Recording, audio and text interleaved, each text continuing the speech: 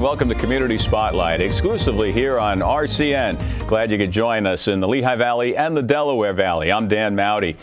History just is plentiful here in the Lehigh Valley. It is amazing when you get into some of the towns and communities and find out what went into making that town what it is today. Coopersburg is a very interesting borough, steeped in tradition, and the architecture there is magnificent. We're going to talk a little bit about a major project going on right now, the Pine Brook School. That site does not look like it used to anymore. There's a lot going on there, and some of the great artifacts from that building have been saved, including a time capsule. Always intriguing. We are lucky to have with us three guests to talk about this great project going on in Coopersburg. First, Colby Kent. He is a treasurer and a board member with the Coopersburg Historic Society. Colby, welcome to Community Spotlight. Also joining us is the president of Coopersburg Historic Society, Sharon Ryu Porter. Sharon, welcome. Thank you. To Community Spotlight. And also joining us, one of the key guys in the construction project there, the restoration of some of the artifacts, City Line Construction's real estate director, Tom Williams Jr. Tom, welcome to Community Spotlight. Thank you. What a project. You know, I've been here since the mid-'80s, and I've seen Pine Brook when it was the school, but apparently that was just the latest use of the building, which is kind of steeped in a rich tradition, from what I understand. And being a historical society, we sort of go back a little bit further on that tradition. The earlier use of that was land for T.S. Cooper, and then when they closed up in about 1931. So there's actually somebody named Cooper for Coopersburg. That kind of makes sense. Right. There were several Coopers, and they owned pretty much the south end of Coopersburg. So the Sacred Heart Home and School was built on that property.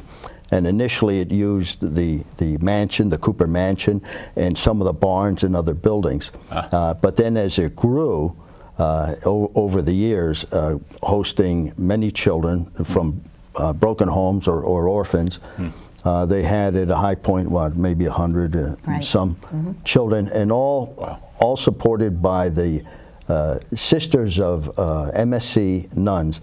Came in from Germany, the initial ones, in 1939 and 1940 to take care of the children. Phenomenal history, that's for sure. Maybe we should start to talk a little bit about Cooper himself. Now, I saw the interesting phrase, cattle merchant, and I thought, I've heard of cattle ranchers. What's a cattle merchant? Maybe you guys can help me out with that. Well, he, in the beginning, he with his estate, that was his business. He went to the Isle of Jersey and bought the Jersey cattle and had them shipped home. And he went and had auctions too. The people come from all over the world to bid on the cattle, and that's how he made his money too. I mean, that was his business. But, wow, interesting. Yeah. I wonder how we got him across the Delaware. Yeah, that's a good question. Back in the Delaware. Just the Delaware, the ocean. Yeah, well, that too, yeah, absolutely. Yeah. And apparently these auctions really drew some high-powered people from there. Yeah, they were held on Decoration Day, which now we know is, what, 4th of July or some. Decoration Day was, everybody was out in the red, white, and blue bunting and all, and they came in on the rail cars. And people like the Vanderbilts would have their own rail car, and they would sit up at the top of the hill above Coopersburg, and they would come in for the auctions. Phenomenal. Yeah, and one of the buildings there, besides the one we'll be talking about, was a sales pavilion that they built. Unique construction, and it's on the historical register as well, because it was built so that there was no impeded view. Everybody could see the cattle being circled around there for sale, and he built that just in case of rainy days. Oh, I see. Yeah. I thought maybe to avoid any funny business, you know. Like I guess it would be tough to bait and switch a cow or a steer or something. But as far as the building itself, now that it looks very formidable, and I can only imagine trying to take out some of the great features of that building, Tom. What were some of the challenges that were faced construction-wise when it came to preservation? Well, it was an old school, so you always have to kind of worry about asbestos, because asbestos is laden in everything in that era. So wow. We had to have asbestos contractors come in, remediate the asbestos, and then they could actually start wrecking the building. You know, it was built during that time when they built things solid to last 200 years, yeah. you know, concrete and steel. So basically, they just tore it apart, and right now, they crushed all the concrete. We're going to reuse that as clean fill, and all the steel got hauled off to recycling plants. Is that right? Yeah. Nice. So well done. Handled the way you would hope. And the artifacts themselves. I know there were some stained glass windows that were really impressive and very detailed, and you were able to preserve those, I understand. Yeah, there was a whole chapel inside the building itself, because it was you know, affiliated with, at that time, the Philadelphia Diocese.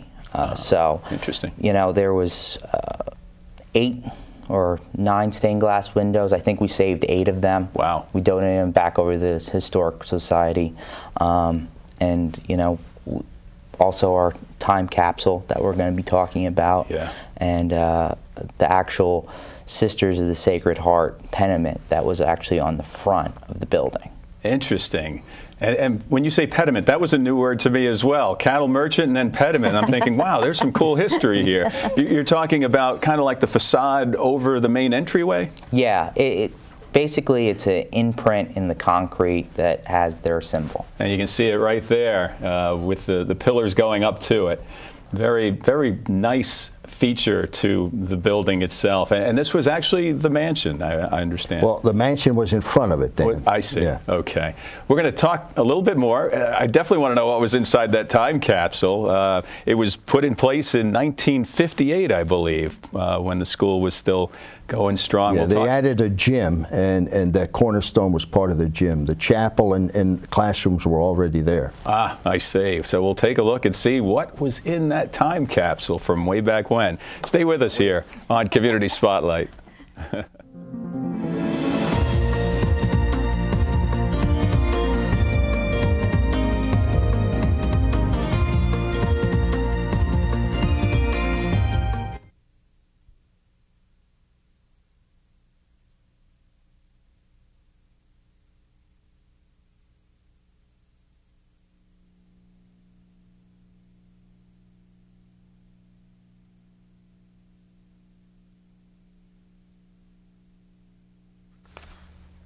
And you're back with us here on Community Spotlight. We're talking about the Coopersburg Historic Society, and what a great treasure. The Pinebrook Junior School that was there is no more, but some of the fine features were saved from it, and the history goes well beyond just being a junior college. And we're lucky enough to have with us here today Colby Kent, Coopersburg Historic Society, along with Sharon Rue Porter, and also Tom Williams from City Line Construction.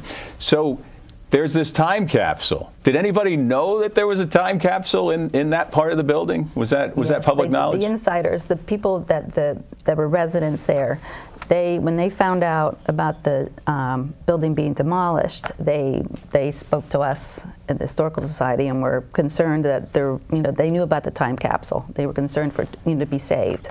So we knew. Yeah. And you said insiders? Insiders were the ones that were residents that lived there and went to school there. There were outsiders. Those are the ones that went to school there but went back to home, at night. Is that what they were known as at the time? Yes. Oh, how about that? Interesting. Now, we just caught a glimpse of that substantial block of masonry, is what it looks like. So you knew that it was there. You knew where it was, Tom? It was in the gym. It was a cornerstone. It's hard to see in the picture, but it actually has a cross stamped on the front of it. And the actual date of 1958.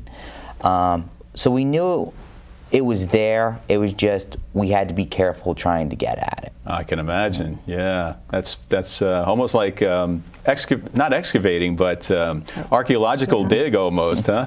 Phenomenal. Yeah, above the ground, though. Brick by brick, working your way down to it. Is that how it went? That's phenomenal. And Colby, you had mentioned before the show the interesting way that you found to kind of break through that last layer, because inside that block was the copper box that you gladly brought along with you. Right. When City Line Construction brought the cornerstone to us, and that means down to the Borough Hall, they set it there, and then it was...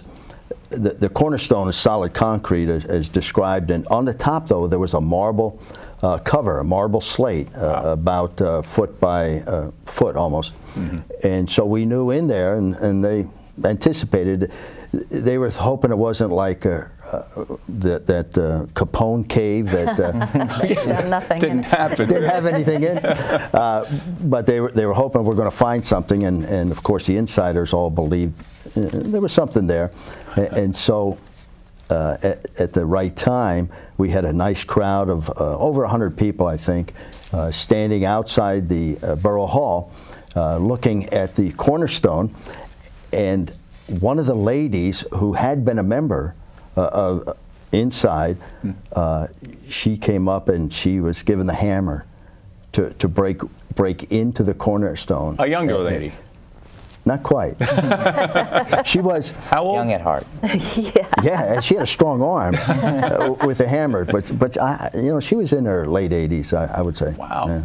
And she took a shot, and yes, down it all came around this copper box. And she was surrounded by a lot of the folks who had been with her in the home, plus another contingent of people from Pine Brook. They were also there at the same time, so it meant something to everybody. Oh, no doubt about it. Now, had anybody a clue as to what they would find inside this copper box? I don't think so. Isn't that something? And what eventually did you find out was inside? We found little treasures from the children and inspirational messages from the nuns. That's as well as the altar boy schedule for a particular day. And on your right there, the Register newspaper that came right around the time that Pope John the 23rd had his coronation. Let me just hold that up so that's visible. The Register, which I guess wasn't a local paper as much as it was a diocesan publication? Well, no. At the time, it was a national Catholic newspaper called The Register. Excellent. That's a treasure right there from 1958. And then Pope John the 23rd. So he kind of oversee everything to, you know, make sure it stayed well protected. So, yeah, that was folded up and placed in there as well. Wow, that's right. Phenomenal treasures. I should be wearing white gloves, I think, to handle that. And just to give folks an idea, for those that weren't around in 1958, we're talking about the first year of the American Express card. Doris Day, Annette Funicello, and Elizabeth Taylor at the box office. Oscar-winning film Gigi was the film of the year. Gunsmoke was the most popular television show. This is what got to me as a sports fan. The champs that year in football, the Colts of Baltimore and the Hawks of St. Louis in the NBA championship. So kind of brings back some memories. Yeah, and I was in the Navy.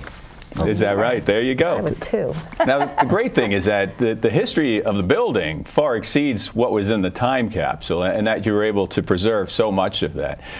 What takes place then for Coopersburg as far as how you preserve such items, architectural marvels from a building so old?